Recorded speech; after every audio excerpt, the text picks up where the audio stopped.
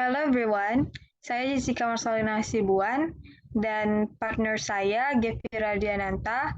Kami dari kelompok 15 akan mempresentasikan critical journal review kami, yaitu berikut adalah buku jurnal utama kami yang berjudul The Conference of Mirroring and Empathy, Communications Training in Business-to-Business Personal Selling Persuasion Efforts. Jurnal ini yaitu adalah Journal of Business to Business Marketing dengan jumlah halaman 193 sampai 219 dan penulisnya yaitu Robin T. Peterson dan Yam Limbu dan dipublish oleh Routledge pada tahun 2009. Dan berikut adalah Prism main journal kami.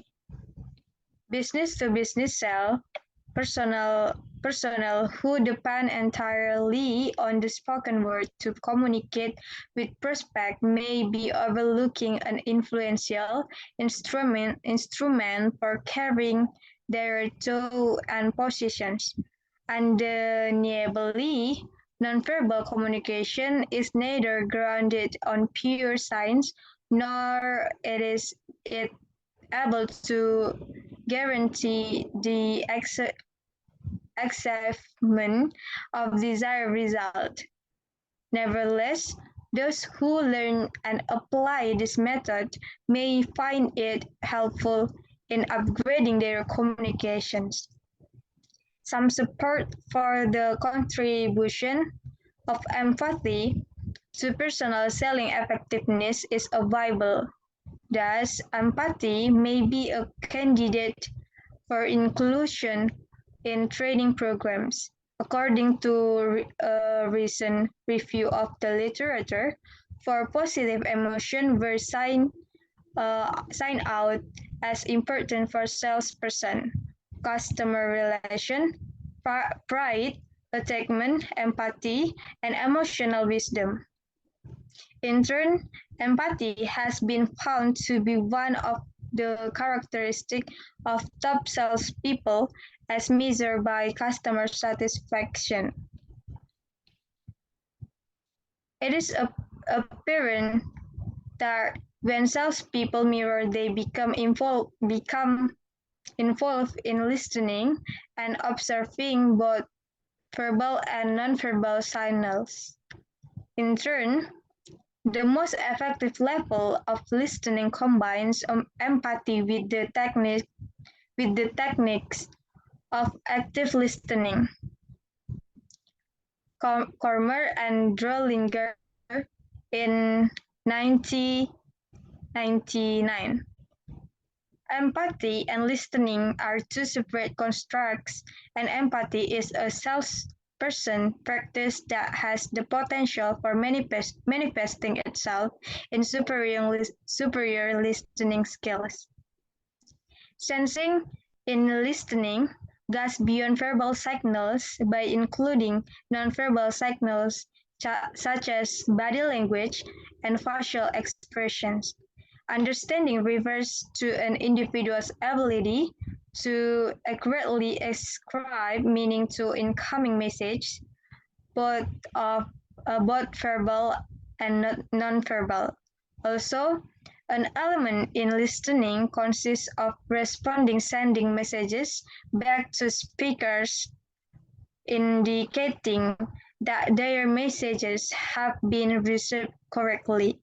This ensures to the customer that accurate listening has taken place and encourages continuation of communication. Selanjutnya akan dijelaskan oleh teman saya. Baiklah, ini adalah identitas comparison journal yang kami gunakan dengan judul The Mirroring Hypothesis, Theory, Evidence, and Exceptions, Journal Working Paper, page and volume 39 pages.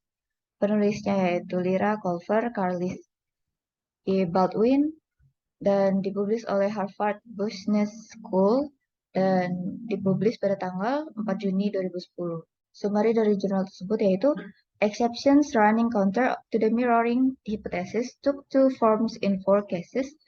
Tight-knit teams developed modular systems made up of independent design components.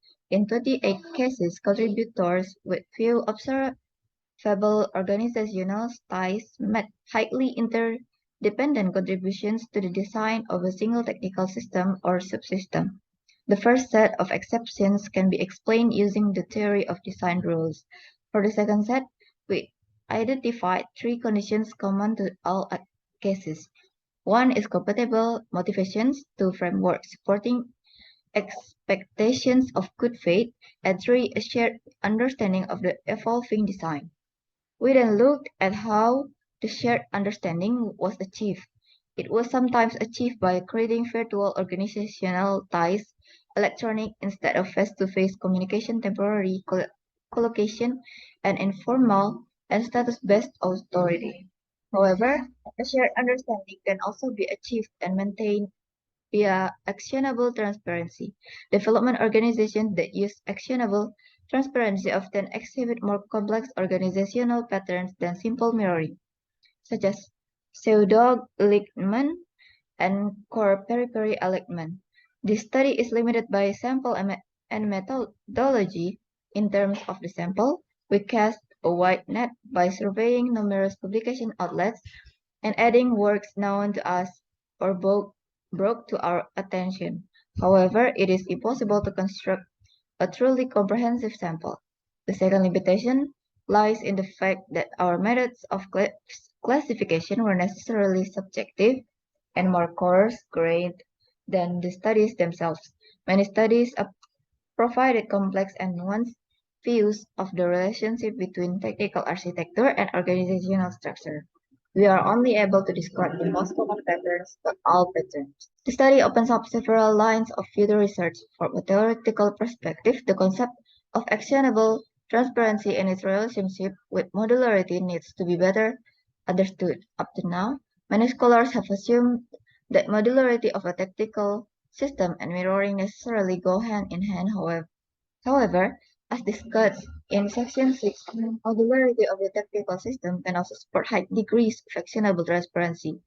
A modular architecture reduces the cognitive burden on contributors, making problems smaller and encapsulating them so that changes to one part of the design do not trigger a host of secondary and tertiary changes.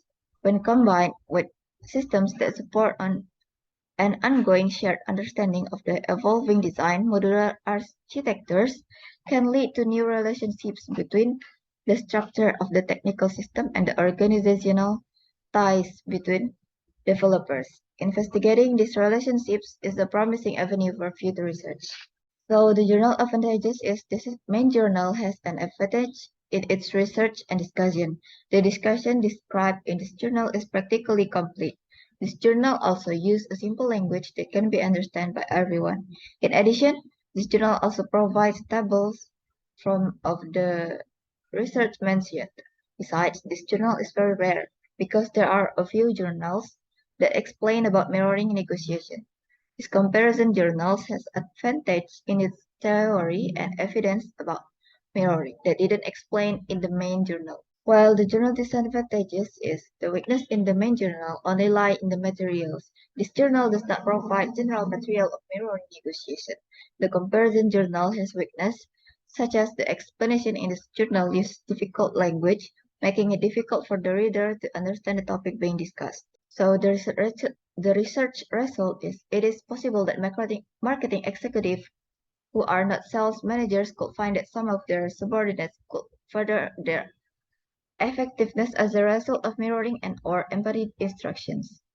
Generalization of the result of the study to other functions may be possible in some instances, although the extension is beyond the scope of the research reported in these articles. Brand managers, for example, often possess very limited authority over other outside of their department and in the ranks of important constituencies and must depend heavily on their persuasive abilities to accomplish their major goals. Gradually, all marketing executives need persuasion in order to justify their organizational budgets to top management. In fact, few marketing positions are not, at least to some extent, in need of some persuasive, persuasive activity in dealing with subordinates, peers, and superiors. Hence, the trainee may be merited in and well worth the resources that are devoted to this activity. So the conclusion is the recruiting, selection, and education of trainers are important functions. In turn, the trainers should be committed to the process of mirroring and empathy, and ideally have schooling and or practical experience in careers. Some professionals have only limited insights that bear upon mirroring and empathy and may require further instruction if they are to have credibility and useful contributions. For many firms, this is not an insurmountable burden because most sales managers probably realize that their trainers require additional instructions with the passage of time. So the suggest is when for the readers, this journal is very good as a guide because the explanation of the material is very in-depth and there is a lot of materials in this chapter that is not found in the other journals. And for the writers is for the next revision, it is better for the writers to add more material related to the natural relations of the human mind. And it would be nice if the writer made important things into points and as a complement to the explanation, which of course is followed by examples. Baiklah, berikut referensi kami. Sekian presentasi dari kelompok kami. Terima kasih.